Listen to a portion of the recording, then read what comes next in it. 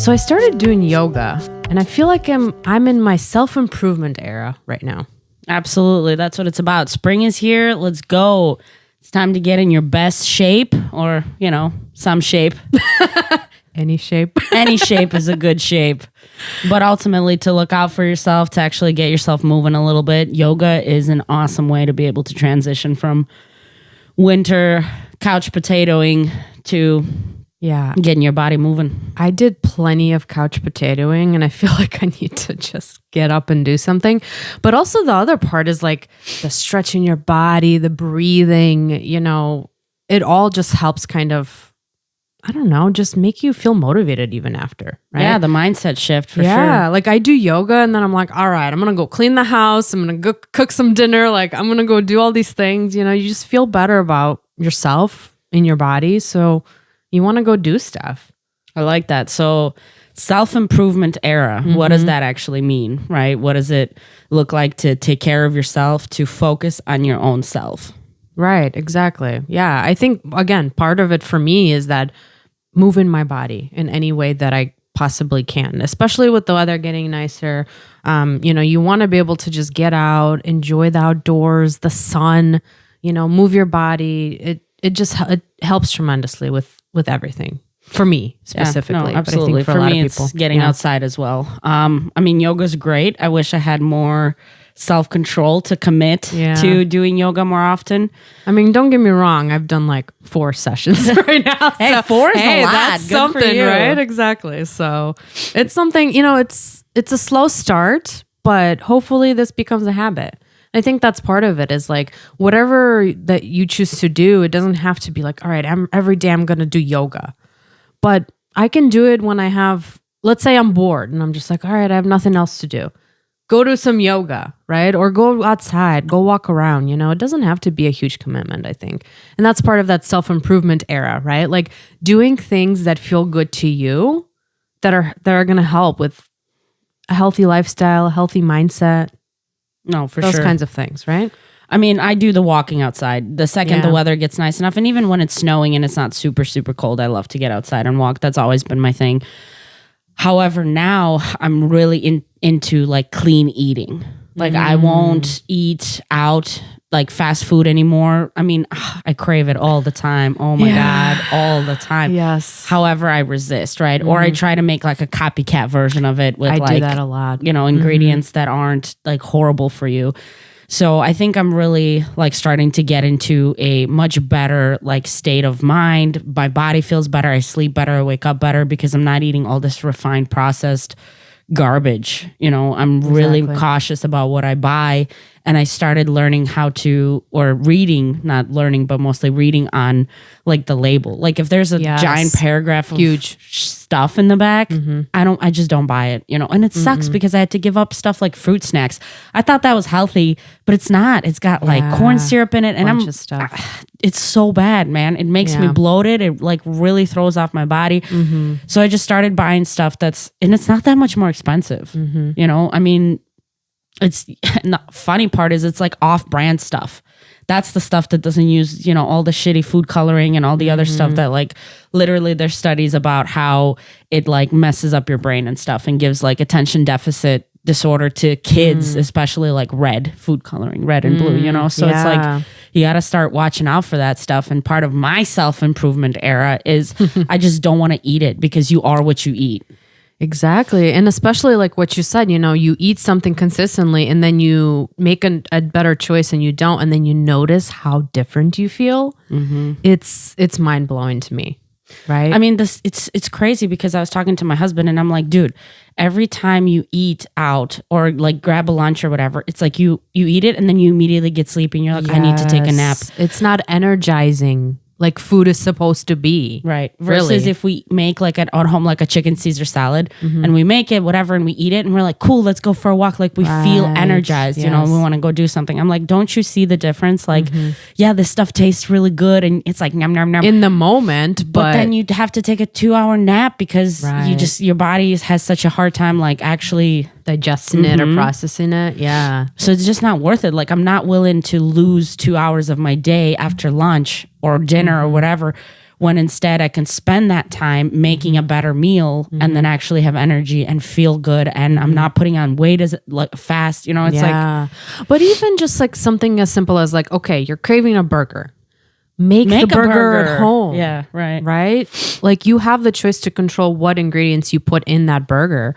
I mean, to a certain extent, right? Like maybe like the bread. I mean, maybe but some you can people get will, lean beef, whatever. Sure, yeah, but you have those choices, exactly. Or bread that doesn't have veggies or sugar in it. something, You can get just regular bread that has, 2-3 ingredients in it instead of like a whole paragraph of whatever they give you that is addictive, so that you come back and keep getting more and more and more. Exactly, yeah.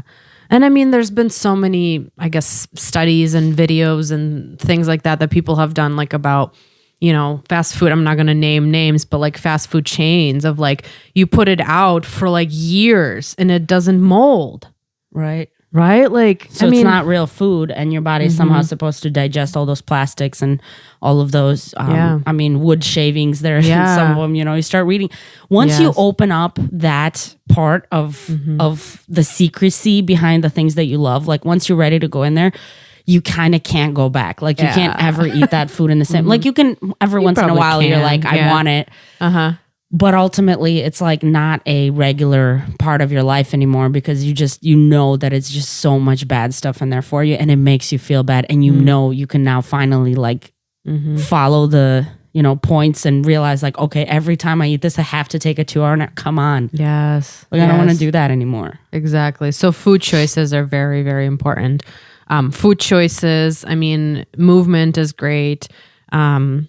I don't know what else comes to mind as far as self-improvement. Well, it's the stuff that I feed my mind. Like I rarely, and I say this all the time, I'm not really a social media person. Like I don't necessarily scroll through Facebook or social or any social media, Instagram, none of that. Like I know we post stuff for this, but rarely do I go through and like that's not the first level. Thing that I look at in the morning. I don't even touch my phone except if I have to respond to a text. And like I'll quickly glance at it to make sure there's no emergencies that pop up, because if there's something I need to get to right away, then it's my priority. Yeah. But otherwise, if I see it, I'm like, oh, okay, cool. I can deal with this after my morning routine. I do all of my morning stuff. I take my shower, whatever. I hang out with my husband for a little bit. We make breakfast. There's like there's like a positivity to my day. I don't really cloud my mind with all of this negativity or seeing everybody and maybe getting envious or whatever. Like I just compare. I don't feed my brain that anymore, or all of the political stuff that's happening. Like, dude, it's too much. It makes me feel all sorts of feelings, and I don't need it. Yeah, especially in the beginning of the day where you're really trying to like start your day on a healthy note and trying to have a good day. And then if you feed your mind, your brain, that information right off the bat, I mean, that doesn't start your day off on a good note at all. No. The other piece that made me think while you were talking is people you surround yourself with. Yeah. Right? Like friendships, relationships, all of that. Like that's part of self-improvement too. Yep.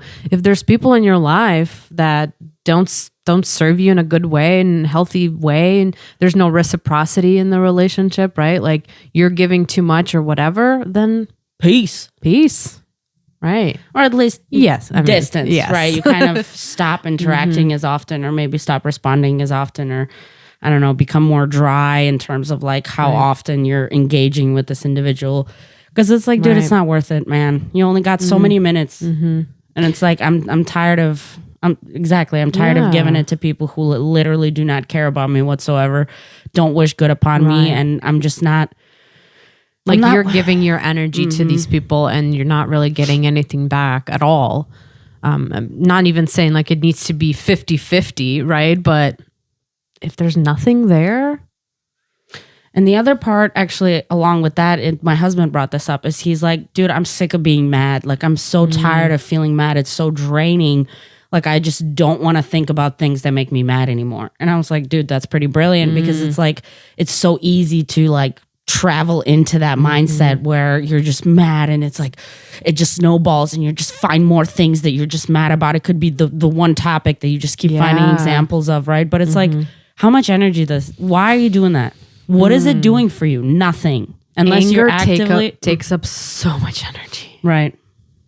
And I'm gonna take that lesson from him, and I'm gonna do my best to implement, not like. And the rage bait is so huge these days, right? absolutely. So it's Yeah. like so easy to get riled up. And I'm a fiery person to begin with, so it's really easy for me to go from 0 to 100, you know.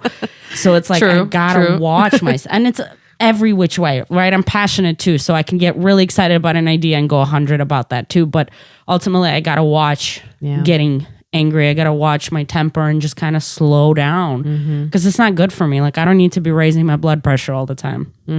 Exactly. But again, it's about that mindset, right? Like your husband brought this up and it's like, all right, you know, I didn't really, maybe you thought about that, but maybe about like other people or whatever, right? It's that awareness within you that, oh man, I do find myself like getting stuck in that. Maybe I should do something about that, right? But angry about like lots of things because I have allergies pretty bad, like all the time. Whatever Like allergies right you can now. come up with, I got them, you know? And it really, really gets me mad, man, because it's like I can't stop sneezing for like 15 minutes, you know? And it's like, Jesus Christ.